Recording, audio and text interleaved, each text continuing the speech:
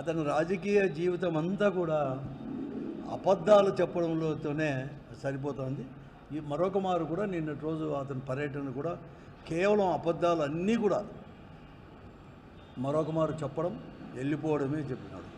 అతను చేయని పనులు కూడా అతనే చేసినట్లుగా ఈరోజు చెప్పుకోవడము, ప్రచారం చేసుకోవడం మాత్రమే పరిమితమైనాడు తప్ప ఈ జిల్లాకు అదనంగా ఒక హందిరీ నీవా వలన, ఇరిగేషన్ ప్రాజెక్టు వలన కానీ వనగూరేది ఏమాత్రం కూడా ఒక నిర్ణయం కానీ తీసుకోకుండా మరొక మారు ఈ జిల్లా ప్రజలకు, ముఖ్యంగా రైతాంగానికి, ఈ జిల్లా అభివృద్ధికి కూడా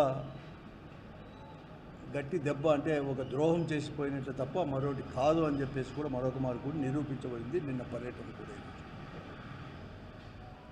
అతను ప్రారంభించి నుంచి కూడా అతను ఏమీ చేయలేదు. కేవలం ప్రతిపక్ష పార్టీ పైన ఆరోపణలు చేయడం. జగన్మాతను అతను కానీ వారి యొక్క నాయకులు కానీ, ఆ స్థానిక నాయకులు, తెలుగుదేశం పార్టీ కానీ, మంత్రి గారు కూడా ఉరవకొండ నియోజకవర్గం నుంచి ప్రాతినిధ్యం వహిస్తున్న కేశవ్ గారు కూడా కేవలం ఆ తెలుగుదేశం పార్టీ చేయనట్టుగానే ప్రచారం చేసుకోవడానికే ఆ సమావేశాన్ని, ఆ సభను కూడా ఉపయోగించుకున్నాడు తప్ప మరొకటి కాదు. జగన్మోహన్ రెడ్డి గారు ఉన్న 5 సంవత్సరాల్లో కూడా ముఖ్యమంత్రిగా ఉన్నప్పుడు హంద్రీ నీవాకు ఒక గంప మన్ను కూడా ఎత్తేయలేదు అని చెప్పడానికే పడరాని పాటలు కూడా పడ్డారు. ఈ గురిగింజ సామెత అనేది చాలా కూడా ఉంది.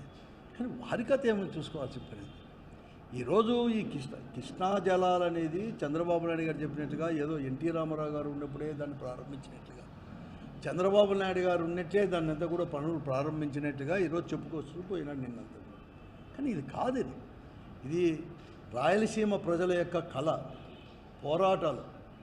గత ఎన్నో దశాబ్దాల నుంచి కూడా పెద్ద ఎత్తున పోరాటాలు ఇవన్నీ కూడా చేశారు. కాబట్టి దాని ఫలితమే హంద్రీ నీవా ప్రాజెక్ట్. దాన్ని 1983 హంద్రీ నీవా సుజల స్రవంతి ప్రాజెక్ట్ అని చెప్పి ఓడిస్ దగ్గర ఎన్టీ రామారావు గారు ముఖ్యమంత్రిగా అయినప్పుడు ఫౌండేషన్ వేశాడు. పేరేమో చాలా అందంగా పెట్టారు. కానీ ఆయన ఉన్నంతవరకు కూడా ఎక్కడ కానీ పనులు మాత్రం ప్రారంభం కాలేదు. 89 వరకు కూడా ఎక్కడ కానీ పనులు కూడా ఎక్కడ కానీ హంద్రీ నీవా సుజల పేరు ఫౌండేషన్ వేసినాడు. కానీ 83లో ఎక్కడ కానీ ఒక అడుగు కూడా ముందుకు వేయలేదు, ఒక గంప మన్ను కూడా తీవలేదు. తర్వాత 94లో కూడా మళ్ళీ మాట చెప్పారు తెలుగుదేశం పార్టీ వారు, పెద్ద మెజార్టీతో గెలిచారు. ఈ రాష్ట్రంలో చంద్రబాబు నాయుడు గారు, ఎన్టీ రామారావు గారు మాత్రమే ముఖ్యమంత్రి అయ్యారు. వెంటనే 95లో 96లో చంద్రబాబు నాయుడు గారు ముఖ్యమంత్రి కావడం, 40 టీఎంసీలకు మరొక మారు ఎన్టీ రామారావు గారు వేసిన ఫౌండేషనే మరొక మారు ఆ రోజు ఓడిస్లో ఎన్టీ రామారావు గారు వేస్తే 83లో 96 మార్చి 11వ తేదీ, నిన్న ఆయనే చెప్పాడు ఆయన మాటల్లోనే, మార్చి 11వ తేదీ మరొక మారు ఉరవకొండ పోలీస్ స్టేషన్ ముందర ఫౌండేషన్ వేయడం జరిగింది. 96లో ఫౌండేషన్ వేసినా కూడా, మార్చి 11వ తేదీ వేసినా కూడా, మరీ 99 ఎన్నికలు వచ్చేంత వరకు కూడా ఒక గంప మన్ను తీయలేదు. చాలామంది కడకు ఆయన ఎవరైతే కాంట్రాక్టర్ ఉండి ఫౌండేషన్ వేయించాడో ఆ లేబుల్ దానికి కూడా నాకు 2.5 లక్షలు ఇవ్వాలని చెప్పి కోర్టుకు కూడా పోవడం జరిగింది. అంటే ఎక్కడ కానీ ఒక్క పైసా కూడా ఖర్చు పెట్టిన వైనం కూడా ఆ రోజు 96.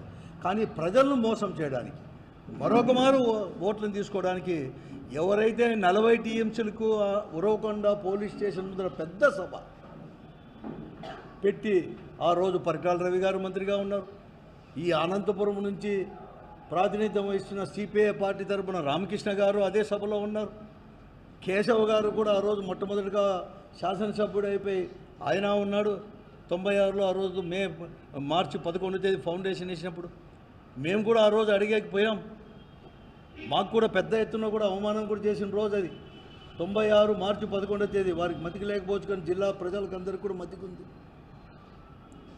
మళ్ళీ వారే ఏమీ చేయకపోగా మళ్ళీ 99లో మరొక మారు ఆత్మకూరులో ఎంత అన్యాయం అంటే 40 టీఎంసీలని తాగునీటి ప్రాజెక్టుగా 5 టీఎంసీలకే కుదించి మరొక మారు జీవో ఇచ్చి, అంటే 96లో ఇచ్చిన జీవో 83లో ఇచ్చిన జీవో క్యాన్సిల్ చేసి 96లో ఒక జీవో, దాన్ని క్యాన్సిల్ చేసి మళ్ళీ 99లో 5 టీఎంసీలకే జీవో ఇవ్వడము. అది వచ్చేసేసి అది 99 జూలై 9th ఆత్మకూరులో మరొక మారు కూడా ఇంకో ఫౌండేషన్ కూడా వారి అధికారంలోకి రావడం జరిగింది పెద్ద ఎత్తున.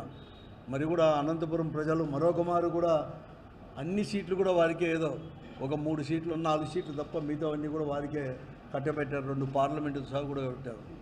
ఇదిగో చేస్తాం అదిగో చేస్తామని చెప్పారు. 5 టీఎంసీలు లేదు, 40 టీఎంసీలు లేదు. 2004 వరకు కూడా అనేకంగా కూడా రాయలసీమ తరపున అనేక పోరాటాలు చేస్తాం అన్ని పార్టీలు కలిసి కూడా.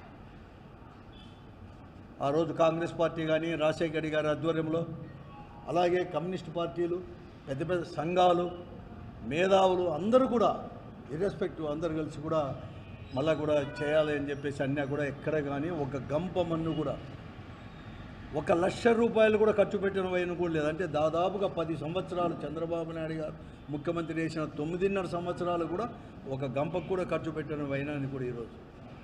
కానీ 2004లో రాజశేఖర రెడ్డి గారు ముఖ్యమంత్రి అయిన తర్వాత 2005లో ఎక్కడైతే మొట్టమొదటిగా 40 టీఎంసీలకు ఉరవకొండ పోలీస్ స్టేషన్ ముందర ఫౌండేషన్ వేశారో దాని పక్కనే 2005లో మరి ఫౌండేషన్ వేసిన తర్వాతనే పనులు ప్రారంభమైనాయి.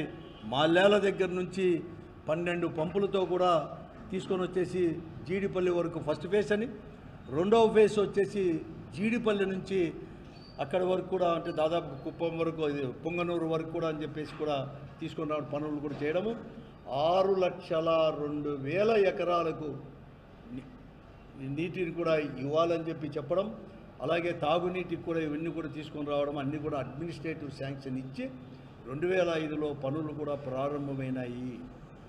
ఆ పనులు అన్నీ కూడా మొదటి దశ పూర్తి చేసుకొని దాదాపుగా 5,000 కోట్లకు పైబడి కూడా 2012కే కూడా ఖర్చు పెట్టి మొదటి దశ పూర్తిగా కంటే దాదాపుగా 90% పూర్తి చేసుకొని ఆ రోజు 2012 నవంబర్ 29వ తేదీ, అంటే నవంబర్ 18వ తేదీ మాల్యాలలో అప్పటి ఉండే ముఖ్యమంత్రి కిరణ్ కుమార్ రెడ్డి గారు దాన్ని ప్రారంభించిన తర్వాత ఆ నీళ్ళంబడి నేను, రఘువీరెడ్డి గారు, మిగతా వాళ్ళందరూ కూడా ఎవరైతే రాయలసీమకు నీళ్లు కావాలన్నారో వారందరూ కూడా నడుచుకుంటే నీళ్ళెంబడి నడుచుకొని వచ్చేసి 2012 నవంబర్ 29వ తేదీ జీడిపల్లికి నీళ్లు తీసుకొని రావడం జరిగింది.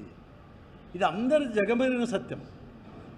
దానికి అప్పటి శాసనసభ్యుడైన ఇప్పటి మంత్రి అయిన కేశవ్ గారే ఆ రోజు కూడా స్థానిక శాసనసభ్యుడు కాబట్టి జీడిపల్లి ఉరవకొండ నియోజకవర్గంలో వస్తుంది కాబట్టి ఆయనే ప్రిసైడ్ చేశాడు,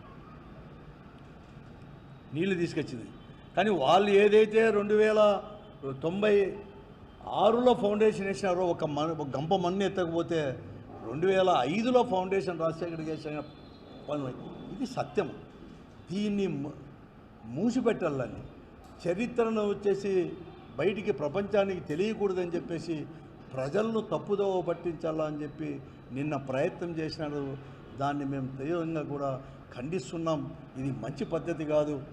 మీరు చరిత్రను దాచిపెట్టాలన్నా కూడా చరిత్ర ఎక్కడ కానీ తాగదు. మీరు చేసిన ద్రోహం, మీరు చేసిన కాలయాపన వల్ల, మీరు ఏదైతే ఎన్టీ రామారావు గారు 83లో స్టార్ట్ చేసింది ముందు త్వరలోనే అయిపోయినా, లేక చంద్రబాబు నాయుడు గారు మరొక మారు 96లో ప్రారంభించింది 2004 కంటే ముందే అయిపోయినా కూడా మళ్ళా కూడా కృష్ణా ట్రిబ్యునల్ అనేది 2004లో వచ్చి వేశారు. కాబట్టి